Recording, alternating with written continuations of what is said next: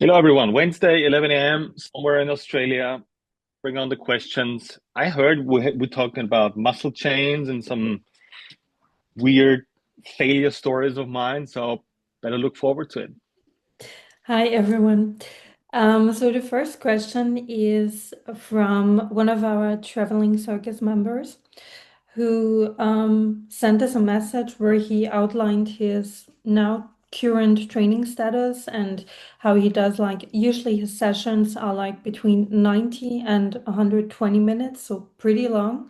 And he does like a ton of work like mobility, warm-up, strength, assistance work.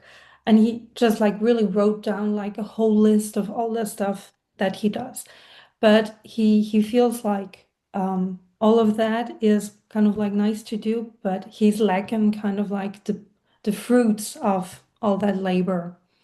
So what would you recommend for someone like that? Okay, so first of all, I think that's how something evolves if you're not knowing what you're looking for. If an exercise is the goal of your training, whether that's back squat or whatever, then this will be the outcome. I have to do this warm up, those mobility exercises for the squat, those assistant work, those assistant exercises, assistant um, additional work.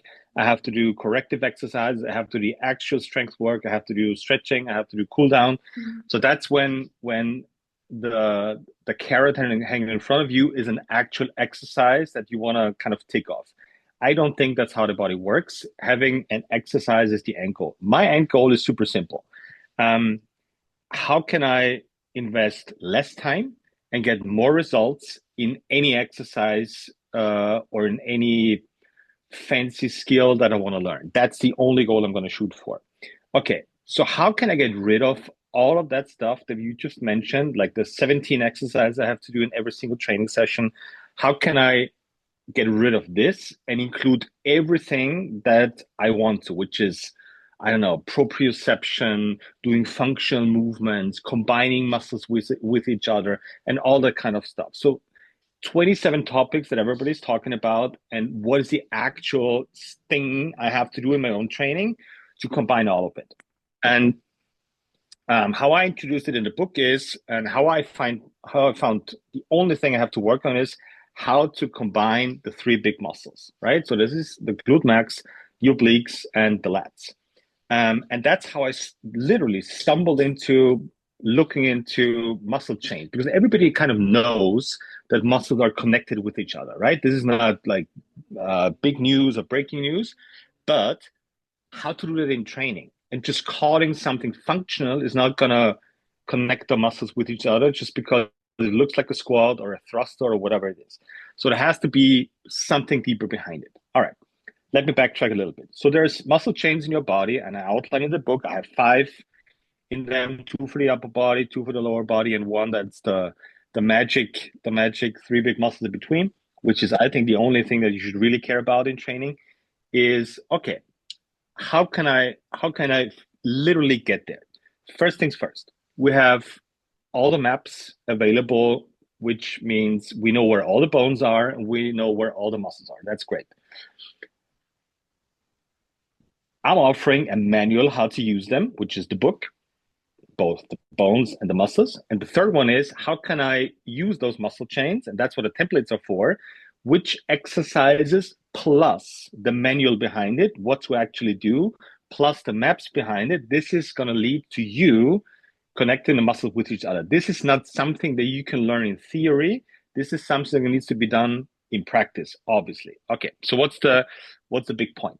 Why is it including proprioception? Because the way you grip stuff is going to influence which muscle chain you're going to use. So that means the outside of your hand, that means the pinky is going to go towards more the inside of your arm, which is more towards my muscle chain number two, which is going to involve all the muscles that actually can hold longer time under tension, which is not unimportant for taking care of shoulder positions, right?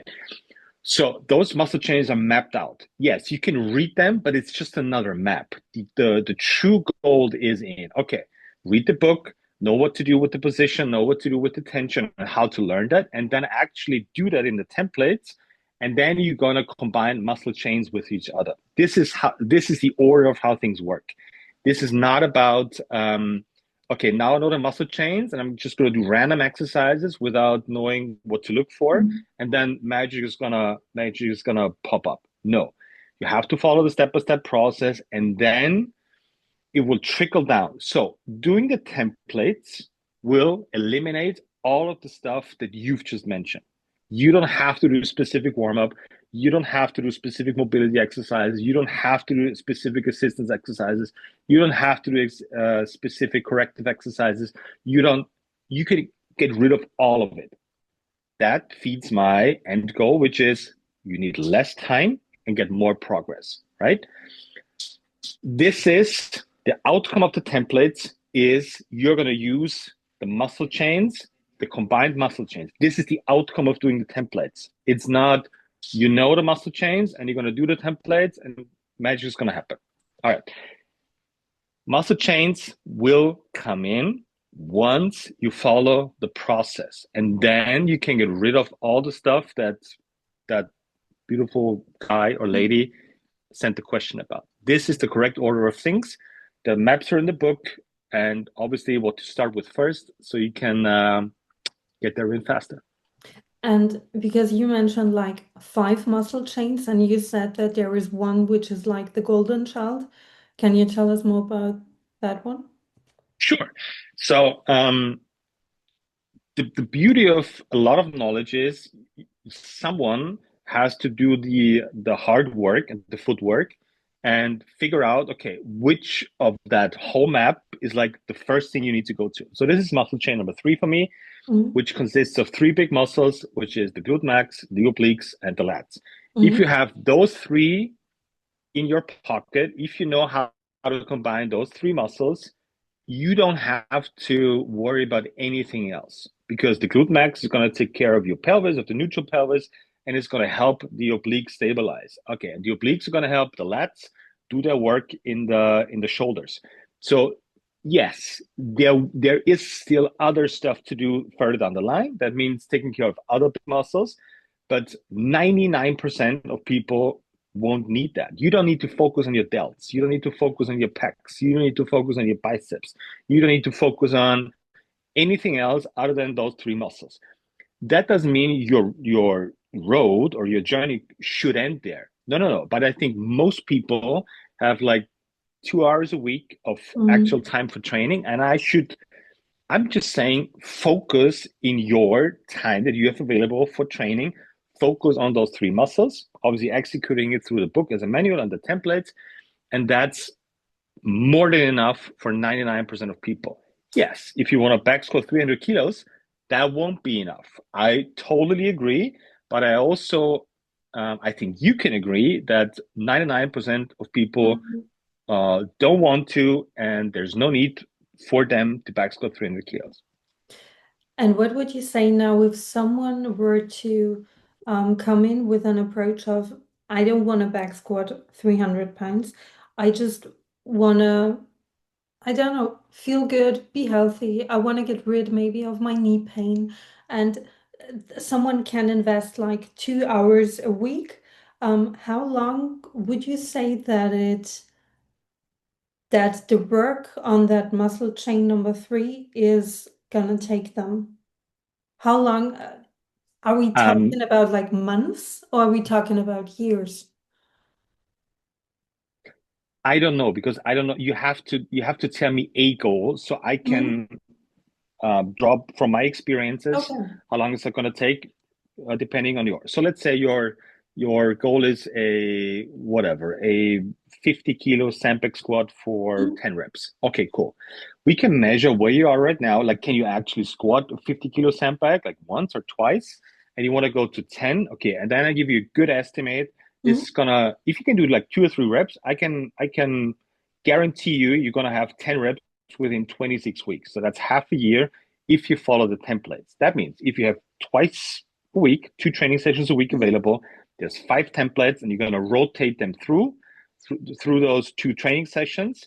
I can guarantee you will have 10 squats with 50 kilos at the end of 26 weeks, Mhm. right? And that's the beauty of the templates because Um, if you only have 2 sessions, 2 hours a week, it's totally fine, right?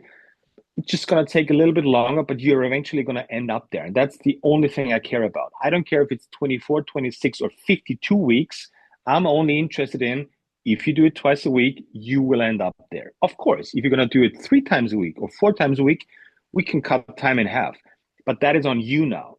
Like you can make an educated decision now if it makes sense for you to invest more time because the outcome is going to be faster for you. Mhm. And if time is not a precious thing for you at the moment, that means it doesn't matter if you have 10 reps with 50 kilos in 26 weeks, then stick with 2 times a week. It doesn't make any sense. Like probably you have a business or a family to run. There's other important stuff. But if for whatever reason you have like a huge bet with your neighbor and you have to have 20 push-ups in the next 6 weeks, well, guess what? And then the stakes are high, and you're going to invest 5 hours a week into this. Okay, we can make it work. So time is the deciding factor for the the fastness. Is that an English word? The Yep. pace, the pace of your results. That's it, right? Mhm. But it's not going to be dependent on anything else, and that's beautiful because you're the only person who can negotiate with time because you can make an educated decision. I'm going to take 1 hour of time away from here and I'm going to put it in here because I want this result faster. Mhm. This is how I see training. So that's what the 5 templates are for. Those are for the 99% of people out there who don't want to back squat 300 kilos. They just want to see progress and train consistently and have steady progress as fast as possible. And it's enough to do these twice a week. And maybe you could touch on that as well, because I mean, I know the templates by now, but I know that each and every single one of those templates covers the three big muscles. But because maybe I think that's kind of like a different take on it, because oftentimes people, when they hear like, okay, a shoulder template or a hip template or a trunk template, they think like very isolated. So I think that's something that's important to stress, that each and every single one of these templates covers all three big muscles. Yes, that is super important because that's again, my system is not based on Mhm. exercises, but on problems I need to solve and the process how to get there. So this is not about fixing your squat or fixing your deadlift. No, no, no. We're gonna dissect it and work on every single aspect of position and tension and order. Yes, the end result will Mhm. be that you will be better, stronger, faster, whatever at the exercise, but we're not gonna tackle it like this. Practical example, because I think that's super important. We talked about muscle chains today before. All right. One thing that really struck me was okay. Let's say you want to back squat 300 kilos. What is the back squat for? Like, what major muscle is the back squat for? Usually, people will say like, I don't know, like glutes, hamstring, something like this. Glute max, hamstring, right? My point is, so now you're doing squats for the glute and hamstrings, but you're not using it, and that's why you have to do assistance isolated work Mhm. to get it going. So it will go back to that functional movement and work in there. Like I don't get the point. And that's the point about me mentioning muscle chains. Like this is not how the body works. This is not how you cannot, this is not a puzzle. You cannot unplug the hamstring, train it isolated and plug it back. And all of a sudden it's going to work in a very high skill movement. This is not how it works. So what's a different approach to it? For everybody who back squats out, just try something. All right. Um, do 20 reps of a ideally Sandbag front rack squat. You can grab a kettlebell or whatever. Um, obey to the hip rules, which is get your hips back first, knees stays over the ankle, get as wide as you can without the knees coming forward, and then go immediately into your back squat and just play it back and forth. Do 20 reps of front squats the way I just described it, obeying the hip rules, and then go into your back squat. Your back squat will feel so much better, right? And the point is because the way we train is gonna teach your body how to combine those muscle chains with each other. And this is going to translate to a higher skill, your barbell back squat. And that's why it feels better there. You don't need mobility exercises to make your back feel better or assistance work or whatever. You just have to learn how to combine those muscles through, guess what? Stuff that's going to involve as many muscles, as many big muscles as you can. And then higher skill exercises will all of a sudden feel more mobile and feel stronger than they've ever felt before. That's the whole point Mm. about learning about muscle chains.